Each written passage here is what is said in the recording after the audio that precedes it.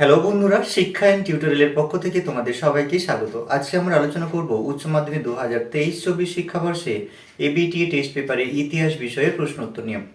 এই ভিডিওতে আমরা সমস্ত এমসিকিউ এবং এসিকিউ প্রশ্ন উত্তরগুলো আলোচনা করব। প্রশ্ন উত্তর আলোচনা করার আগে অনুরোধ করব, যারা ভিডিওটি দেখছো, যদি ভিডিওটি ভালো লাগে তাহলে অবশ্যই বন্ধুদের মধ্যে শেয়ার করতে থাকো। যদি তোমরা আমাদের চ্যানেলে নতুন হও তাহলে অবশ্যই চ্যানেলটি সাবস্ক্রাইব করে আমাদের সাথে যুক্ত থেকো। এবারে আমরা দেখে নেব এমসিকিউ প্রশ্ন উত্তরগুলো। এবারে আমরা একের দাগের এমসিকিউ প্রশ্ন উত্তরগুলো আলোচনা করব।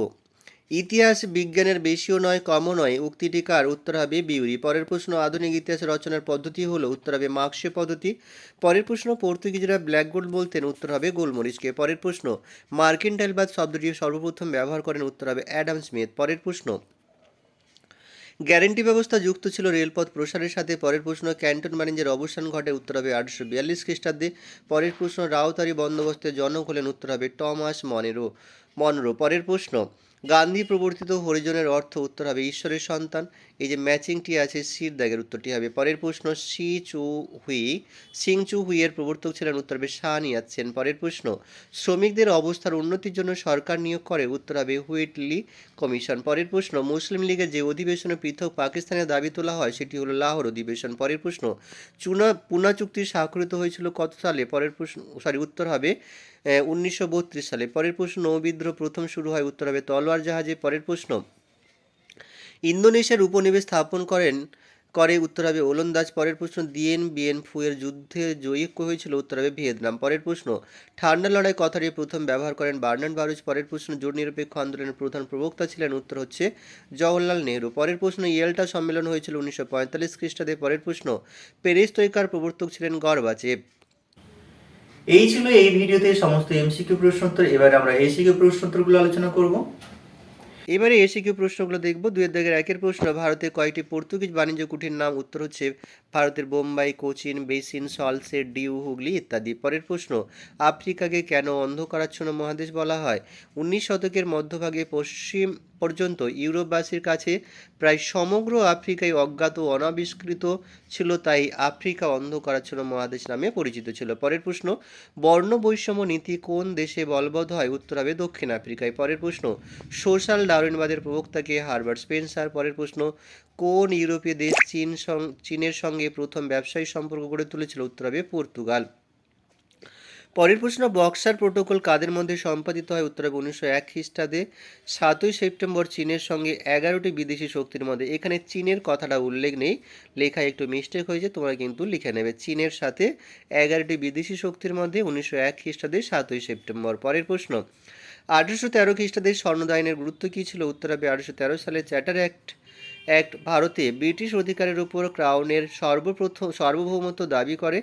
এর ফলে ভারতে ইস্ট ইন্ডিয়া কোম্পানির একচেটিয়া আধিপত্যের অবসান ঘটে। পরের প্রশ্ন, পাশ্চাত্য শিক্ষার চুঁয়ে পড়া নীতি কী? কমিটি অফ পাবলিক ইনস্ট্রাকশনের সভাপতি মেকলে বলেন যে ভারতের উচ্চ ও মধ্যবিত্ত শ্রেণীর মধ্যে ইংরেজি শিক্ষার প্রসার ঘটলে তা মধ্যবিত্তদের মাধ্যমে ক্রমে সাধারণ জনগণের মধ্যে ছড়িয়ে পড়বে। মেকলের এই পরিকল্পিত নীতি চুঁয়ে পড়া নীতি বা ক্রমনিম্ন পরিশ্রুত নীতি নামে পরিচিত। পরের প্রশ্ন, কোন গভর্নর জেনারেল অ্যাংলিসিস্ট ওরিয়েন্টালিস্ট বিতর্কের অবসান ঘটান? উত্তর হবে উইলিয়াম বেন্টিক। ইংরেজি শিক্ষার প্রসারকে কেন্দ্র করে অ্যাংলিসিস্ট বা পাশ্চাত্যবাদী এবং ওরিয়েন্টালিস্ট বা প্রাচ্যবাদীদের মধ্যেকার বিতর্কের অবসান ঘটিয়েছিলেন। পরের প্রশ্ন, ম্যান মেকিং রিলিজন বা মানুষ গড়ার আদর্শে কে বিশ্বাসী ছিলেন? উত্তর হবে স্বামী বিবেকানন্দ।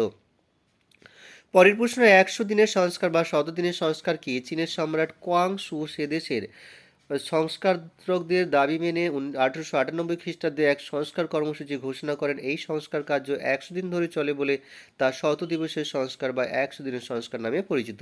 পরের প্রশ্ন, কলকাতা বিশ্ববিদ্যালয়ের প্রথম উপাচার্য কে ছিলেন? উত্তর হবে স্যার জেমস উইলিয়াম কোলভিল। পরের প্রশ্ন, ভারতীয়রা সাইমন কমিশন বর্জন করেছিল কেন? উত্তর হবে ভারতবাসীর শাসনতান্ত্রিক সাংবিধানিক সংস্কারের জন্য গঠিত সাইমন কমিশনে কোনো ভারতীয় সদস্য না থাকায় এবং ভারতবাসী নিজেদের জন্য কতটা শাসন সংস্কারের প্রয়োজন তা নির্ধারণের সুযোগ থেকে বঞ্চিত হওয়ায় সাইমন কমিশন বর্জন করেছিল। পরের প্রশ্ন, কে কবে সাম্প্রদায়িক বাটোয়ারা নীতি ঘোষণা করেন? 1932 সালের 16ই আগস্ট র্যামসে ম্যাকডোনাল্ড সাম্প্রদায়িক বাটোয়ারা ঘোষণা করেন। পরের প্রশ্ন, সত্য বিলোপ নীতি কে প্রবর্তন করেন? উত্তর হবে লর্ড ডালহৌসি। পরের প্রশ্ন, দ্বিতীয় বিশ্বযুদ্ধের সময় জাপানের প্রধান কে ছিলেন? উত্তর হবে দ্বিতীয় বিশ্বযুদ্ধের সময় জাপানের প্রধানমন্ত্রী ছিলেন হিদেকি তোজো। পরের প্রশ্ন, সুভাষচন্দ্র বসু কাকে পূর্ব এশিয়ায় ভারতের স্বাধীনতা আন্দোলনের জনক বলে অভিহিত করেছেন? উত্তর হবে রাসবিহারী বসুকে। পরের প্রশ্ন, বেস্টনের নীতি বা সীমায়িতকরণের নীতি কি? উত্তর হবে রাশিয়ার কর্মরত মার্কিন রাষ্ট্রদূত জর্জ এফ কেন্নান এক প্রবন্ধে সোভিয়েত রাশিয়ার আক্রমণাত্মক নীতি প্রতিহত করার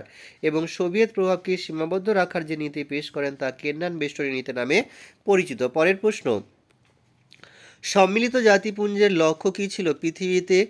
পৃথিবীতে বৈশ্বিক শান্তি রক্ষায় সর্বপ্রথম সংস্থাটি হলো সম্মিলিত জাতিপুঞ্জ। পরের প্রশ্ন, ইয়াসের আরাফাত কে ছিলেন? প্যালেস্টাইনের লিবারেশন অর্গানাইজেশন বা পিএলওর চেয়ারম্যান হিসেবে আরাফাত ইসরায়েলি দখলদারির বিরুদ্ধে সারা জীবন সংগ্রাম করেন। তিনি প্যালেস্টিয়ান অথরিটি প্রেসিডেন্টের দায়িত্ব পালন করেন। জীবনের একটা দীর্ঘ সময় আরাফাত ধর্মনিরপেক্ষ ফাতাহ দলের নেতৃত্ব দেন।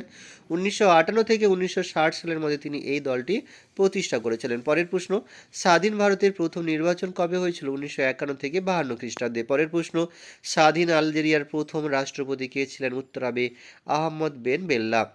এই ছিল এই সেটের সমস্ত এসএকিউ প্রশ্ন উত্তর। এখানে ভিডিওটি শেষ করব। ভিডিও শেষ করার আগে অনুরোধ করব, যারা আমাদের এই ভিডিওটি দেখছো তোমাদের ভালো লাগলে বন্ধুদের মধ্যে শেয়ার করতে থাকবে। এছাড়া ডাব্লিউবিটি এবং এবিটি টেস্ট পেপারে বিভিন্ন বিষয়ের প্রশ্ন উত্তর পাওয়ার জন্য তোমরা অবশ্যই প্লেলিস্ট চেক করো, সেখানে তোমাদের পছন্দের বিষয়ের সাবজেক্টগুলোর ভিডিও পেতে পারো। এখানে শেষ করলাম, সবাই ভালো থেকো, সুস্থ থেকো।